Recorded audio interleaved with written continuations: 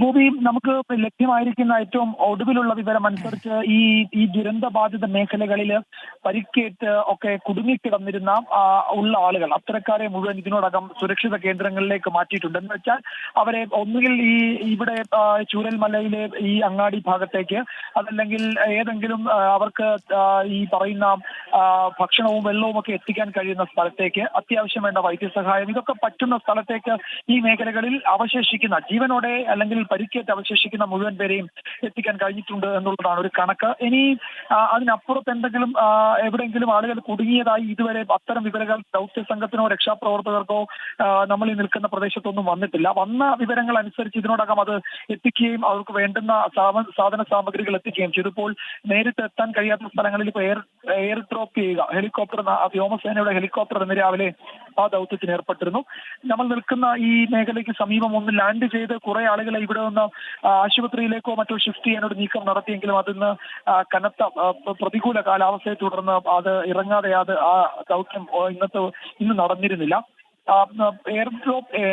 Airlift ചെയ്യേണ്ട എന്ന മട്ടിലുള്ള അത്രയും ഗുരുതരമായ പ്രശ്നങ്ങളുള്ളവരും ഉണ്ടായിരുന്നില്ല. പക്ഷേ ആ റിസോർട്ടിലൊക്കെ കുടുങ്ങിയിരുന്ന ആളുകളെ വേഗത്തിൽ അവർക്ക് ഈ മാനസികവും ശാരീരികവുമായ പ്രശ്നങ്ങൾ അവർ നേരിട്ടിട്ടുണ്ട്. കാരണം ഈ കാഴ്ചയിൽ അധികം അവർ കണ്ടതാണ്. പിന്നെ ഭക്ഷണം, വെള്ളം ഒന്നും കൃത്യമായി കിട്ടിയിരുന്നില്ല, ഉറങ്ങാൻ കഴിഞ്ഞില്ല. അത്തരം ബുദ്ധിമുട്ടുകൾ ഉണ്ടായിരുന്നവരാണ്.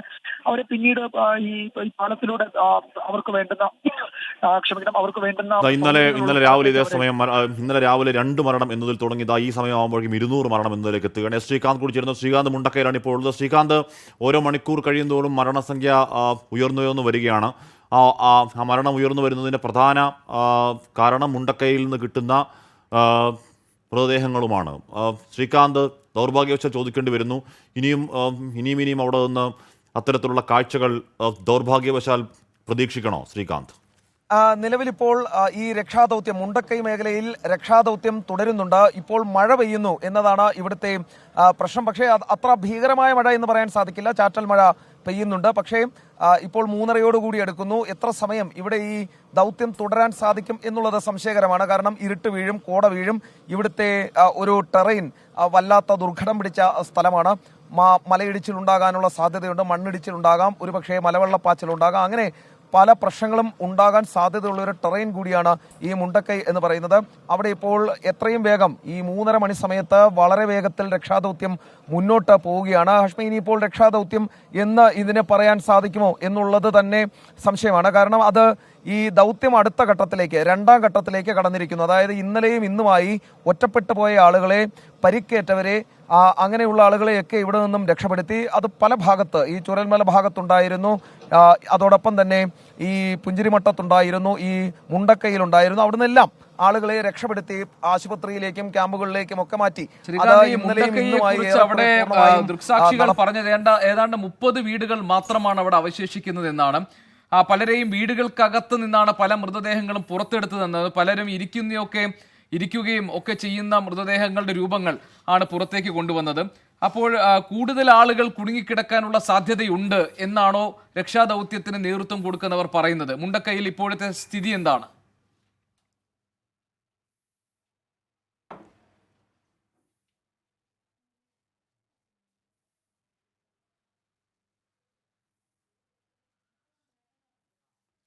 തീരനോവയാവുന്ന മുണ്ടക്കൈ, വയനാട് മുണ്ടക്കൈയിൽ ഉരുൾപൊട്ടൽ മരണം 200 എന്നുള്ളതാണ് ഏറ്റവും ഒടുവിൽ. നേരത്തെ പറഞ്ഞതുപോലെ ഇന്നലെ രാവിലെ 2 മരണം എന്നതിൽ തുടങ്ങിയതാണ്. ഇപ്പോൾ 4 മണിയാവുന്നതിന് മുമ്പ് തന്നെ മരണം 200 എന്നതിലേക്ക് എത്തുന്നുവെങ്കിൽ പ്രിയപ്പെട്ട പ്രേക്ഷകരെ, ഈ വ്യാപ്തി, ഈ ദുരന്തം നമ്മൾ കേരളം ഇതുവരെ കാണാത്ത ഏറ്റവും വലിയ ദുരന്തത്തിൻ്റെ പട്ടികയിലേക്ക് അത് പോവുകയാണ്. നമുക്ക് നേരത്തെ പുത്തുമലയും കവളപ്പാറയും ആണെങ്കിൽ അതിൻ്റെയൊക്കെ ഇരട്ടി പ്രഹരശേഷിയിൽ ആഘാതത്തിൽ അത് മരണത്തിൻ്റെ എണ്ണത്തിലാണെങ്കിൽ, ഉണ്ടാക്കിയ നാശത്തിൻ്റെ തോതിലാണെങ്കിൽ കേരളത്തിൽ ഇന്നേ വരെ ഉണ്ടാക്കാത്ത ഏറ്റവും വലിയ നാശം വിതച്ച ഉരുൾപൊട്ടലായി മാറുന്നുണ്ട് ചൂരൽമല ഉരുൾപൊട്ടൽ.